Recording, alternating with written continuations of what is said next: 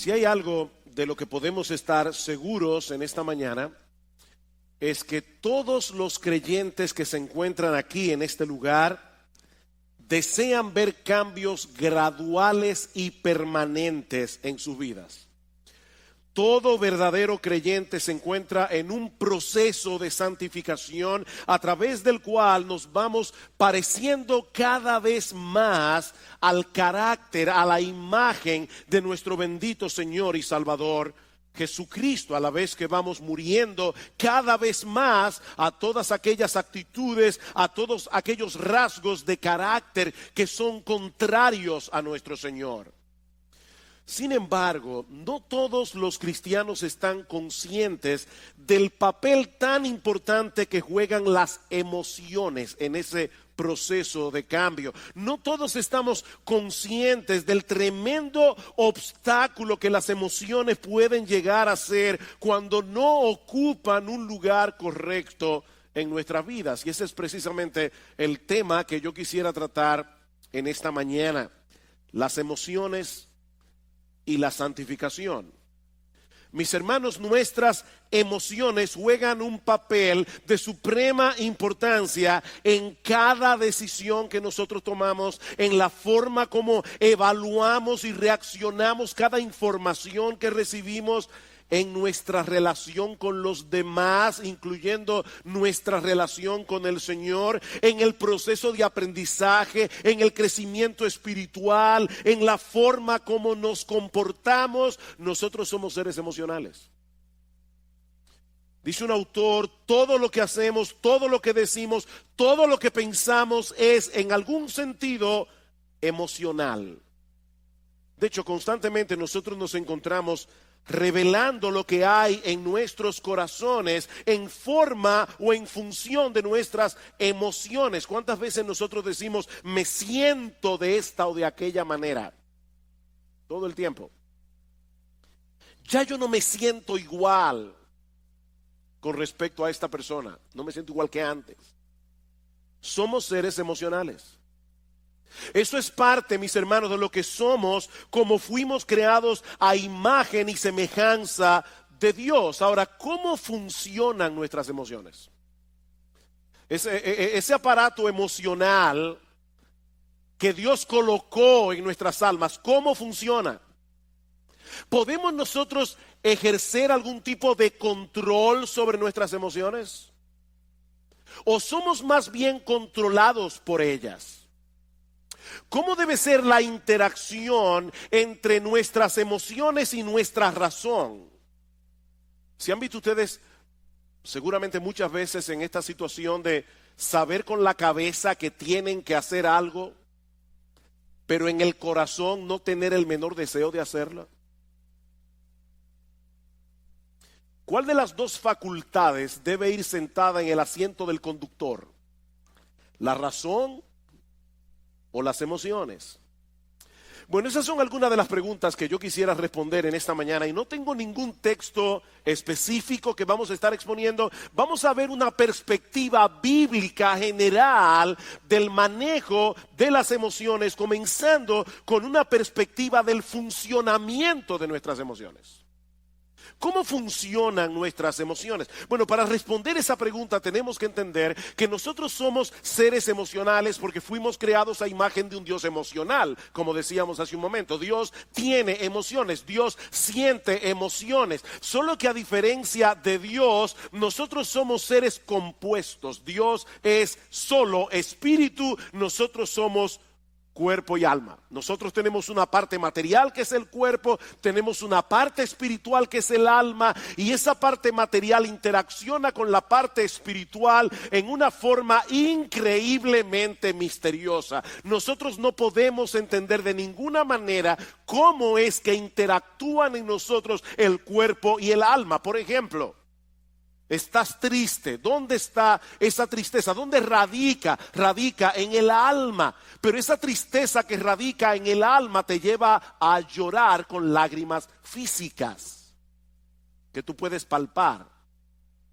Eso activa tu glándula, yo no sé cómo se llama eso, pero las glándulas lacrimales. Y es algo puramente espiritual. Un temor extremo te puede paralizar, te puede dejar sin voz. Un fuerte sentido de culpabilidad puede enfermarnos. Probablemente eso fue lo que le pasó a David cuando dice en el Salmo 32 que mientras él cayó su pecado con Betsabé, se envejecieron sus huesos. Y dice David, se volvió mi verdor en sequedades de verano. David se consumió físicamente por causa de su pecado. Ahora, noten algo muy importante aquí. En todos estos ejemplos que yo acabo de dar de reacciones emocionales, existe una condición previa que nosotros evaluamos y a la cual reaccionamos, y eso produce emociones.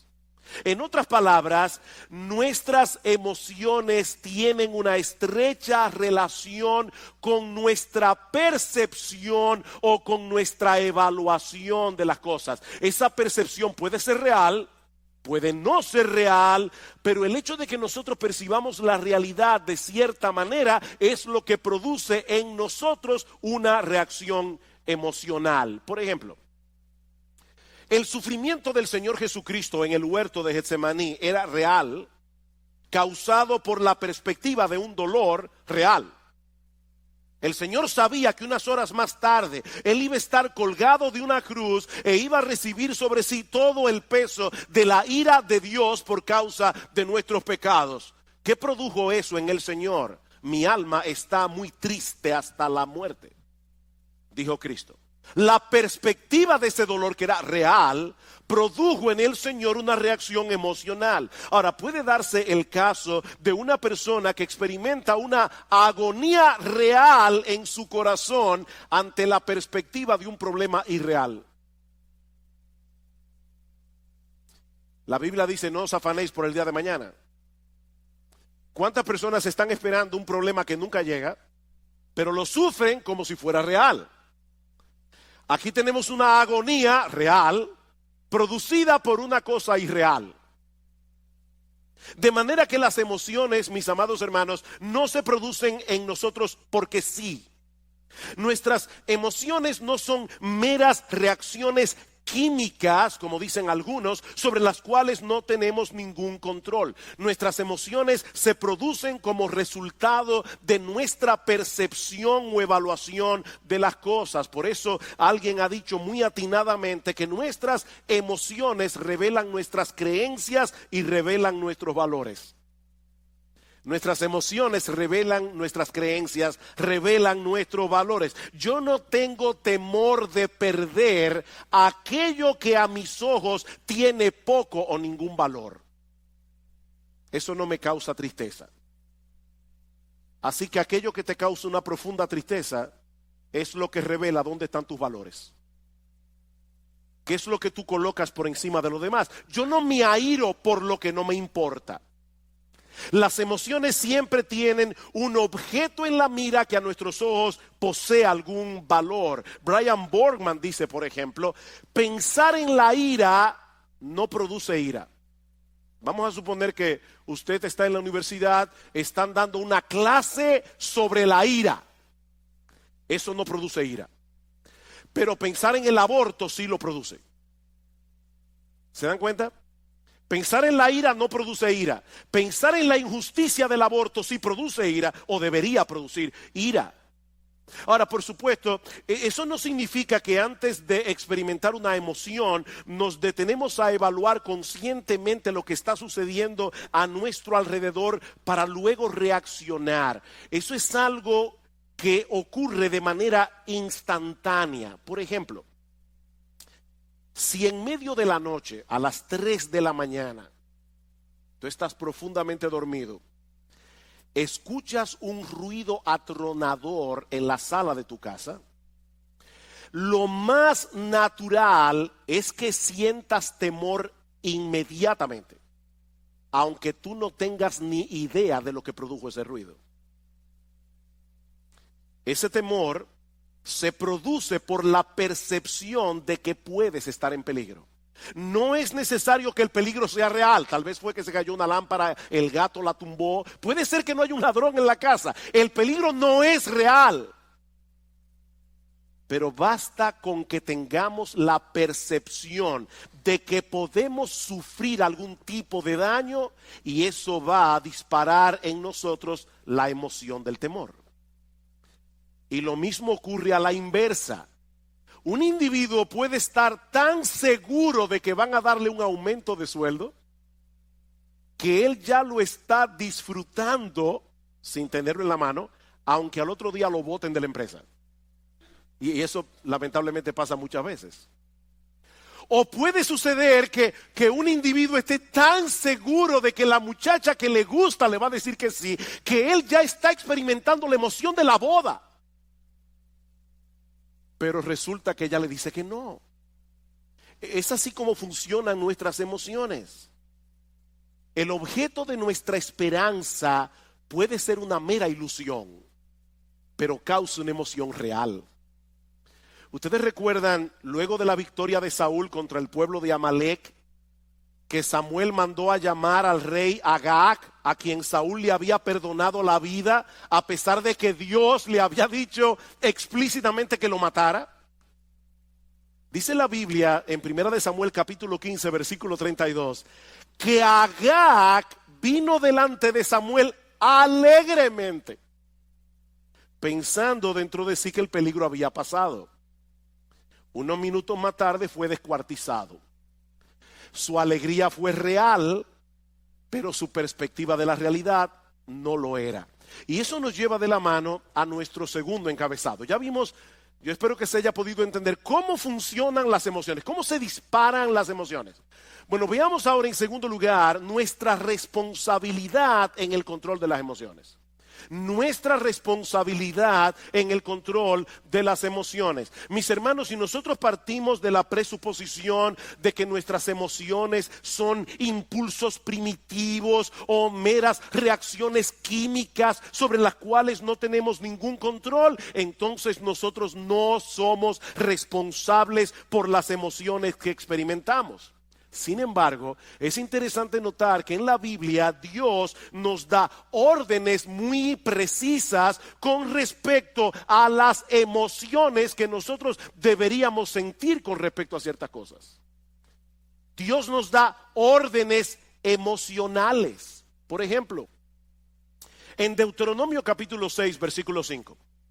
Dice que nosotros debemos amar a Dios. ¿Cómo? Con todo nuestro corazón, con toda nuestra alma, con todas nuestras fuerzas. Ese es un deber que Dios impone sobre el hombre. Y eso no solo incluye nuestra voluntad, eso incluye nuestras emociones. Mis hermanos, lo que Él espera de nosotros no es una obediencia fría, formalista, mecánica a sus mandamientos. Lo que Dios espera de nosotros no es una ortodoxia fría. Lo que Dios espera de nosotros es que le amemos, que le adoremos, que le alabemos, que le sirvamos con todo nuestro ser. Y eso incluye nuestro intelecto, incluye nuestra voluntad e incluye nuestras emociones.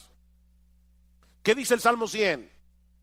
Cantad alegres a Dios, habitantes de toda la tierra. Venid ante su presencia con regocijo. Nosotros debemos venir a la casa de Dios, debemos venir a encontrarnos con el pueblo de Dios y sobre todas las cosas debemos venir a la presencia de Dios con una expectativa de alegría.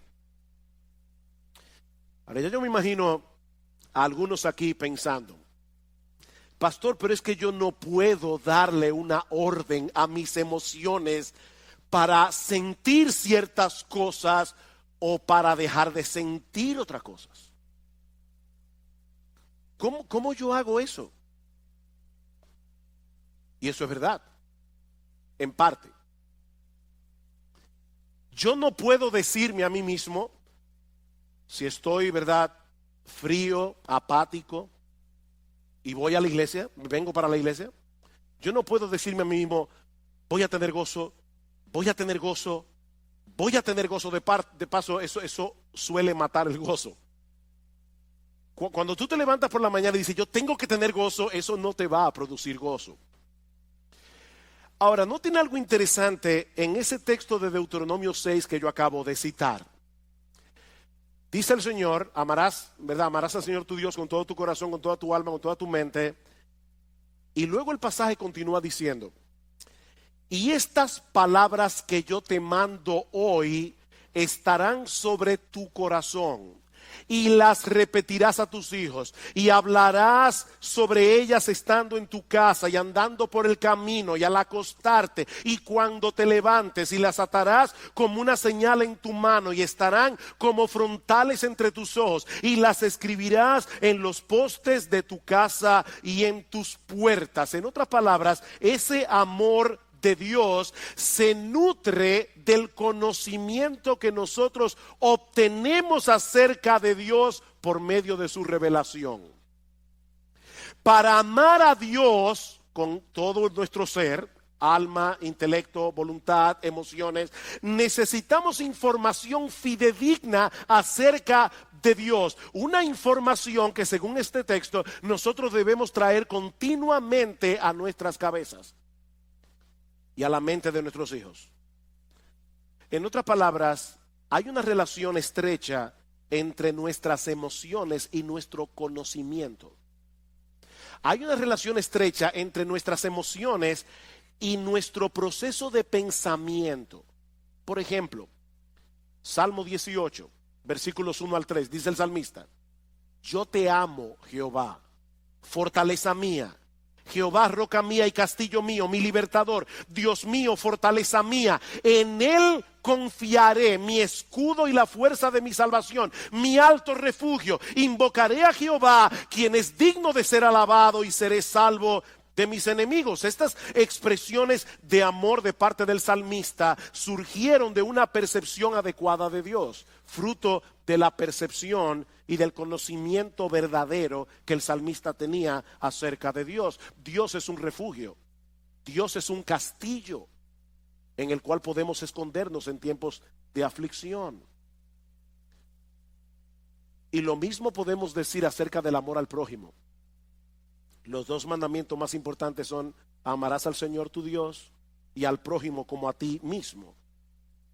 Y eso incluye emociones de compasión, eso incluye emociones de misericordia. Ahora, ¿cómo surgen esas emociones en nosotros? Escuchen este pasaje en Levítico 19:33. Cuando el extranjero morare con vosotros en vuestra tierra, no le oprimiréis. Como a un natural de vosotros tendréis al extranjero que mora entre vosotros, y lo amarás como a ti mismo, porque extranjero fuisteis vosotros en la tierra de Egipto. ¿Se dieron cuenta de esa conexión? Lo amarás como a ti mismo, porque extranjeros fuisteis vosotros en la tierra de Egipto. En otras palabras, la memoria de sus penurias, cuando ellos eran extraños, extranjeros y esclavos en Egipto, podía disponer sus corazones a experimentar misericordia y compasión por los extranjeros. El hecho de ponernos conscientemente en el lugar del que sufre es una forma de cultivar algunas emociones que generalmente acompañan un amor genuino al prójimo. ¿Saben cuál es nuestro problema? Nosotros vivimos tan centrados en nuestro pequeño mundo, en nuestro pequeño reino, que no nos ponemos en el lugar de los demás y consecuentemente no sentimos las emociones que deberíamos sentir asociadas con el amor al prójimo. Somos demasiado egocéntricos. Así que, hermanos, nosotros somos responsables por el cultivo de emociones piadosas. Somos responsables. En Romanos capítulo 12 el apóstol Pablo da una serie de mandatos.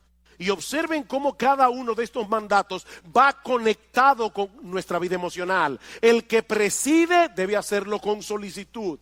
El que hace misericordia debe hacerlo ¿cómo? Con alegría. Debemos aborrecer lo malo, debemos seguir lo bueno. Amaos los unos a los otros con amor fraternal. En lo que se requiere diligencia, no debemos ser perezosos. Debemos ser fervientes en el espíritu. Debemos ser gozosos en la esperanza. Debemos ser sufridos en la tribulación. Emoción tras emoción tras emoción, conectado con nuestros deberes. La vida cristiana que es digna de Dios y de su agrado, mis amados hermanos, incluye un sano despertar de nuestras emociones. Y eso me lleva ahora a mi tercer y último encabezado. Ya vimos cómo funcionan las emociones, ya vimos la responsabilidad que tenemos de controlar nuestras emociones. Veamos ahora el papel que juega la verdad en el control de nuestras emociones. El papel que juega la verdad en el control de nuestras emociones. Ya hemos visto que las emociones tienen una estrecha relación con nuestro entendimiento, con nuestra evaluación de lo que percibimos. Por lo tanto, mis hermanos, los pensamientos con los que llenamos nuestras mentes, aquellos pensamientos que son el objeto de nuestra meditación, jugarán un papel de suprema importancia en las emociones que sentimos, para bien o para mal. Por eso Pablo dice en Romanos capítulo 12 que nosotros no debemos conformarnos a este siglo, sino que debemos ser transformados por medio de la renovación de nuestro entendimiento. El proceso de santificación en la vida cristiana tiene como centro operativo nuestro entendimiento, no nuestras emociones. ¿Oyeron eso, hermanos? El proceso de santificación tiene como centro operativo nuestro entendimiento, no las emociones. Nosotros llegamos a la vida cristiana con muchas mentiras en nuestras mentes que ahora deben ser gradualmente desplazadas por la luz de la verdad de Dios revelada en su palabra. Eran estas mentiras las que estaban detrás de todo comportamiento pecaminoso y de toda emoción pecaminosa. Vamos a Efesios capítulo 4, versículo 17.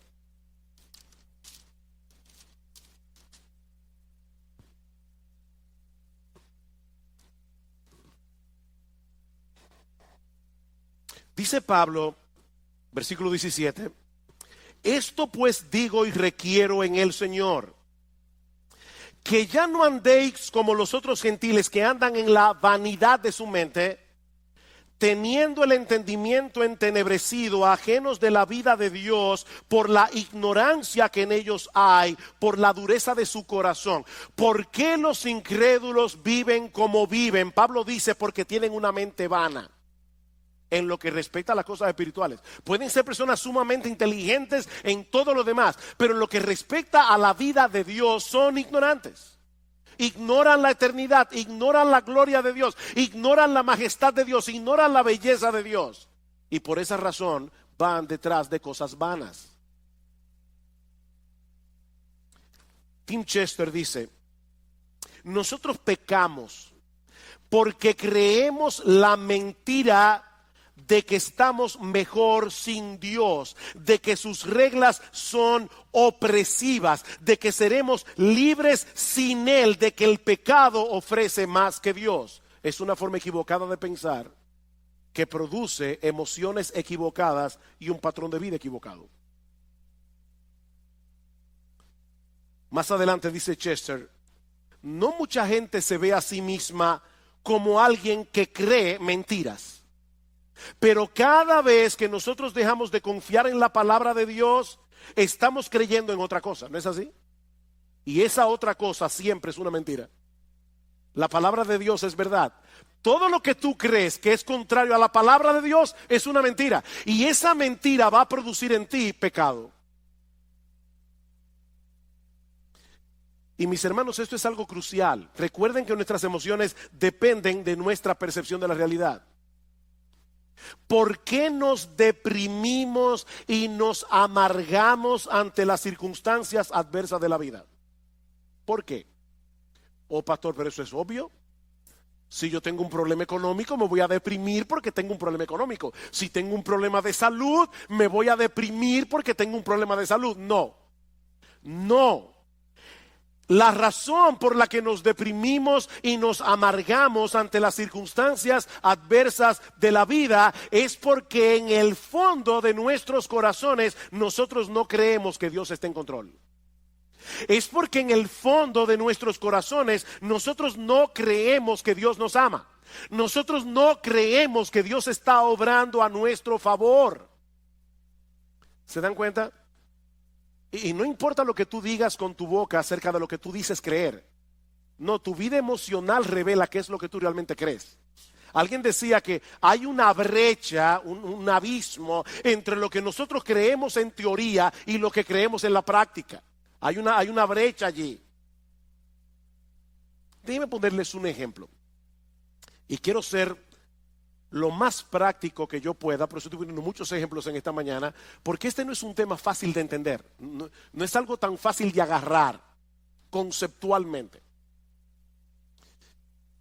Basado en la enseñanza de Pablo en la carta a los Colosenses, una de las cosas que Pablo nos dice en esa carta es que nuestra identidad está en Cristo y que nosotros estamos completos en Él. Colosenses capítulo 2, versículo 9 al 10. Eso quiere decir, mis amados hermanos, en términos bien prácticos, que nosotros no tenemos que tratar de probarle nada a nadie. Nosotros no tenemos que tratar de impresionar a nadie con nuestro desempeño, porque nuestra valía no depende de nosotros, depende únicamente de Cristo. Únicamente. De hecho, como decíamos cuando predicamos la serie de Colosenses, nosotros ni siquiera tenemos que tratar de impresionar a Dios, porque ya Jesús lo impresionó por nosotros. Ahora bien, un creyente puede estar aquí hoy en la mañana escuchando esto que yo acabo de decir como una declaración. Nuestra valía, nuestra identidad, todo está en Cristo. Nosotros estamos completos en Cristo.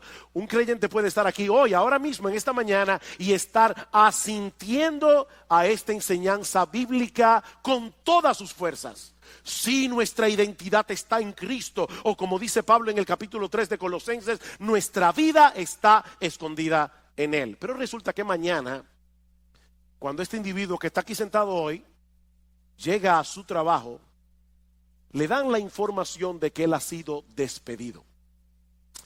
Era un trabajo muy bien remunerado en una empresa muy reconocida. Ahora, esta persona tiene buenos ahorros, ha recibido una abundante remuneración por sus prestaciones laborales. Sin embargo, ahora se siente profundamente abatido, profundamente deprimido, porque en su mente él ha perdido su razón de ser en la vida.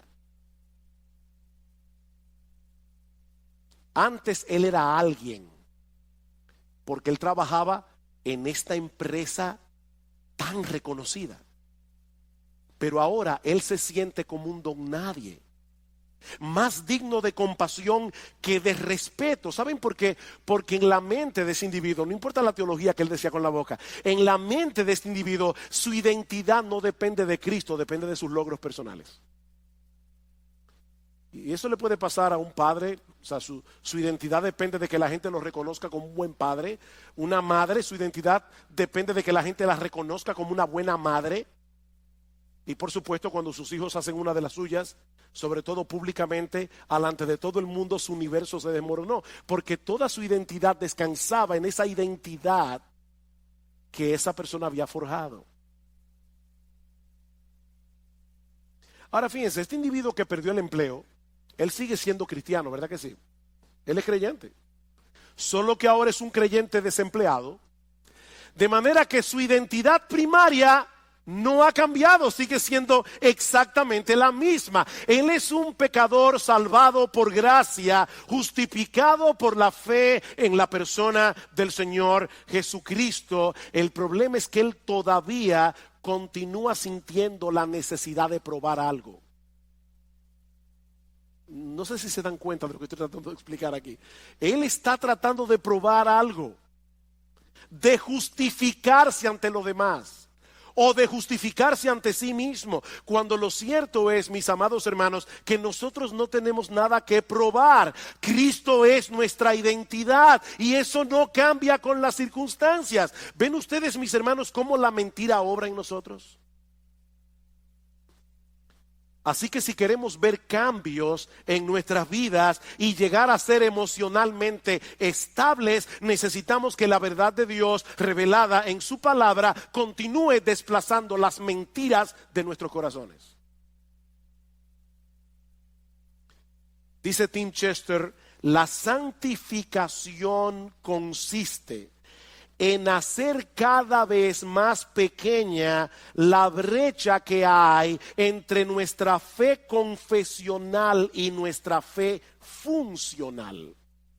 Nuestra fe confesional, lo que tú dices creer, tu teología, con lo que tú realmente crees en la práctica. Y más adelante, él añade, tratar de cambiar únicamente nuestra conducta no funciona, porque las mentiras que crearon esa conducta continúan allí todavía. Vamos al Salmo 119. Salmo 119. Ustedes conocen que este salmo tiene como tema central la palabra de Dios. Esto es un poema de amor a la palabra de Dios. ¿Qué dice el salmista en el Salmo 119? Versículo 25. Abatida hasta el polvo está mi alma. Vivifícame según tu palabra. ¿Qué puede sacarte de ese abatimiento? La verdad de la palabra de Dios. Versículo 28. Se deshace mi alma en ansiedad. ¿Qué debo hacer? ¿Tomar un ansiolítico? No, susténtame según tu palabra. Versículo 49. Acuérdate de la palabra dada a tu siervo, en la cual me has hecho esperar. Ella es mi consuelo en mi aflicción, porque tu dicho, lo que tú dices, Señor, que es la verdad verdadera, es lo que me ha vivificado. Versículo 92. Si tu ley no hubiese sido mi delicia, ya en mi aflicción hubiera perecido. Nunca jamás me olvidaré de tus mandamientos, porque con ellos me has vivificado, con la palabra de Dios. Versículo 111. Por heredad he tomado tus testimonios para siempre, porque son el gozo de mi corazón.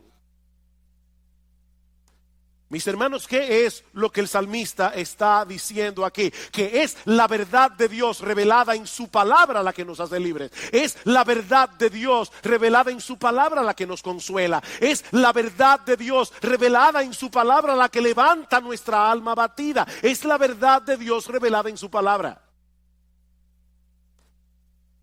Es el evangelio, mis hermanos, lo que nos hace libres.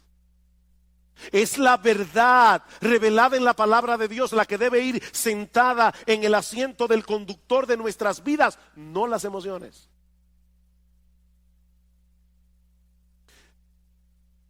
Imagínate que tú pecas contra Dios en cualquier cosa y tú sabes que pecaste. El Espíritu Santo te redarguye de pecado. Tú le pides perdón a Dios. Déjame hacerte una pregunta que quiero que respondas allí donde estás en tu corazón. ¿Cuántas veces tú has pecado contra Dios, le has pedido perdón por tus pecados y sigues sintiéndote culpable? ¿Cuántas veces? ¿Cuántas veces tú pecas contra Dios, pides perdón y todavía hay una voz dentro de ti que te dice, qué fácil? Después que hiciste lo que te dio la gana, ahora tú quieres venir delante de Dios para que te perdone. Aquí las emociones nos están traicionando. Porque la Biblia dice que si confesamos nuestros pecados, Él es fiel y justo para perdonar nuestros pecados y limpiarnos de toda maldad. ¿A quién tú le vas a creer? ¿A tu aparato emocional que te hace sentir no perdonado, o a la promesa de Dios de que si confesamos nuestros pecados, Él es fiel y justo para perdonar nuestros pecados y limpiarnos de toda maldad? La palabra de Dios está por encima de nuestras emociones. Es que Dios ha dicho claramente que Él nos perdona cuando nosotros confesamos nuestros pecados. No debemos sentar las emociones en el asiento del conductor. Mis hermanos, si no nos mantenemos predicándonos a nosotros mismos estas verdades, no vamos a poder mantener un saludable control de nuestra vida emocional.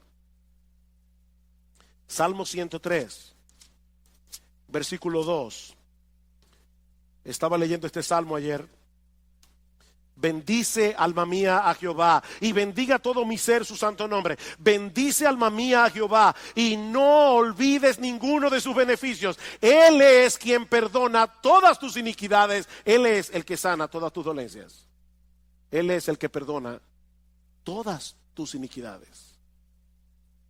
Pero lamentablemente muchos creyentes olvidan este aspecto fundamental de la vida cristiana. Como dice Sinclair Ferguson, nuestro problema es que pensamos con nuestros sentimientos, no con la cabeza. Nosotros pensamos con el corazón, pensamos con los sentimientos. Tengo que poner otro ejemplo. ¿Qué debe hacer un creyente que no siente gozo en Dios? ¿Alguna vez has venido a la iglesia y estás cantando y tú tienes el corazón como un témpano de hielo? Eso nunca te ha pasado.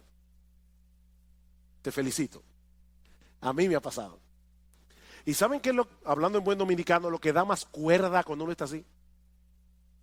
Tener un hermano al lado que está encendido en fuego. Uno está aquí tratando de alabar a Dios, pero uno sabe que está con el corazón como un témpano de hielo. Y el hermano que está aquí al lado, él está en el cielo. ¿Qué debe hacer un creyente en esa situación? Él debe, una de las cosas que él no debe hacer,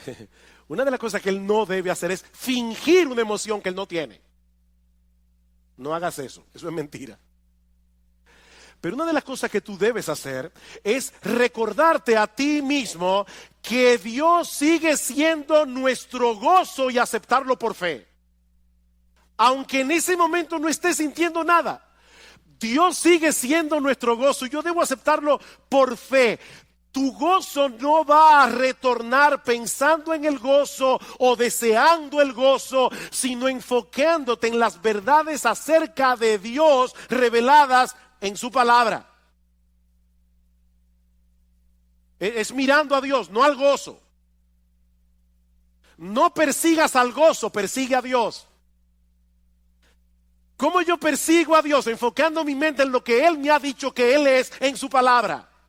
Y yo voy a comenzar a recordar atributo tras atributo tras atributo de lo que Dios revela de sí mismo en su palabra hasta que mi corazón comience a arder otra vez. Y puede ser que eso no pase inmediatamente.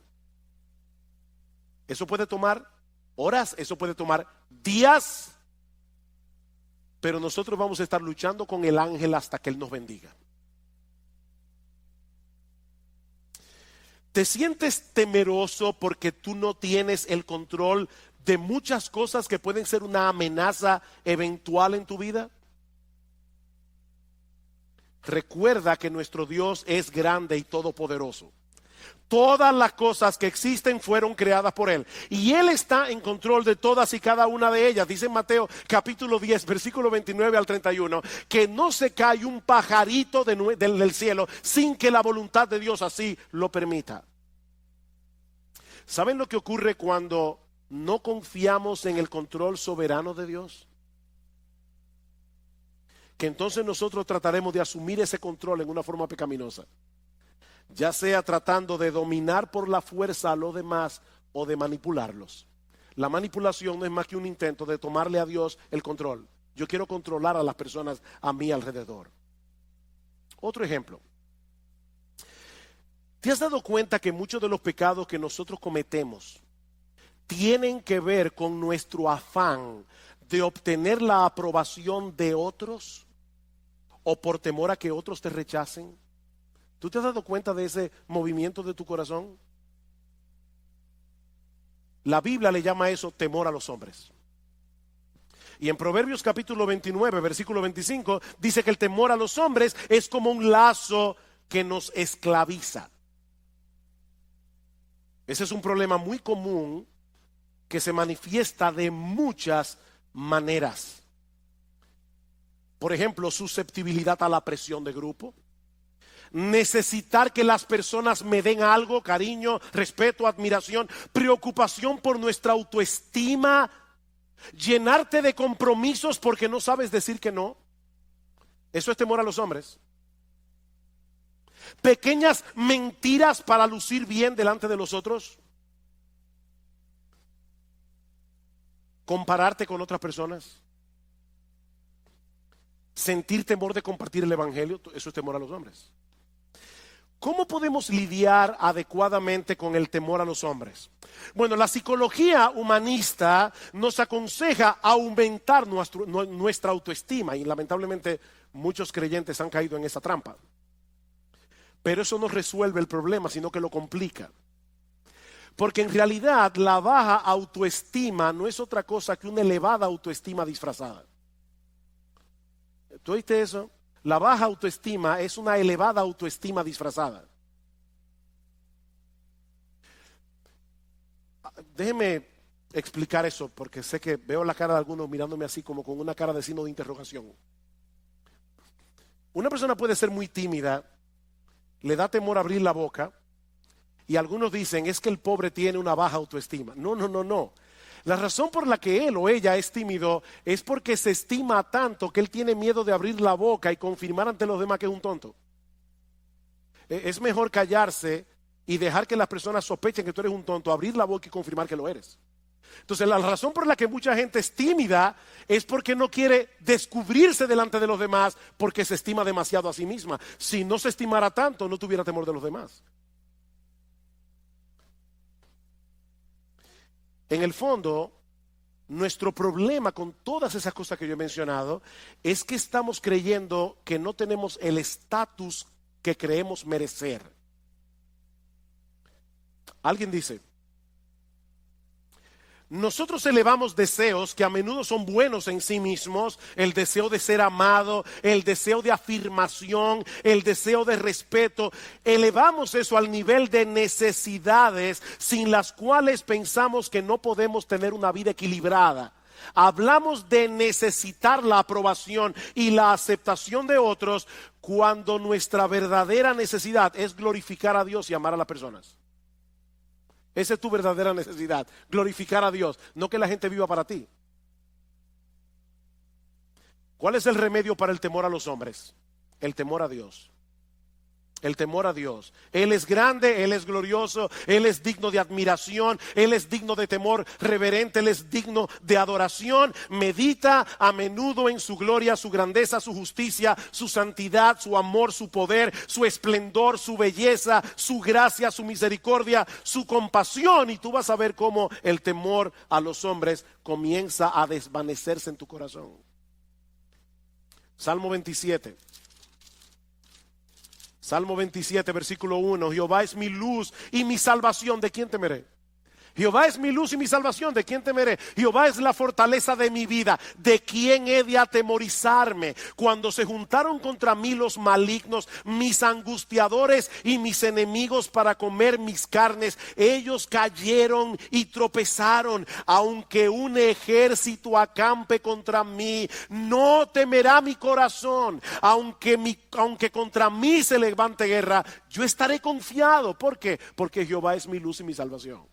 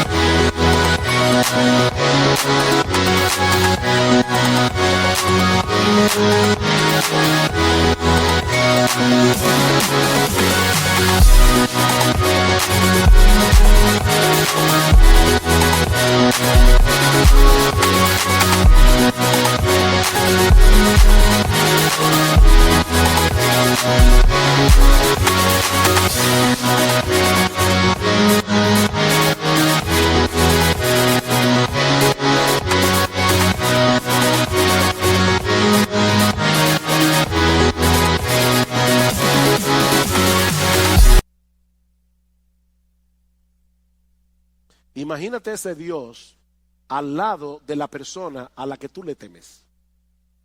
Y lo vas a ver como una pulga. ¿Te sientes atraído por las cosas de este mundo? Y se te está haciendo difícil decir que no a esas cosas porque te prometen emociones como deleites, placer, alegría. Una vez más, mis amados hermanos, la respuesta de la Biblia no es escoger entre un santo aburrimiento y un pecado entretenido. No. La Biblia nos invita más bien a buscar ese deleite, ese placer, esa alegría en el único lugar donde realmente puede ser hallado, en Dios mismo. En Dios mismo.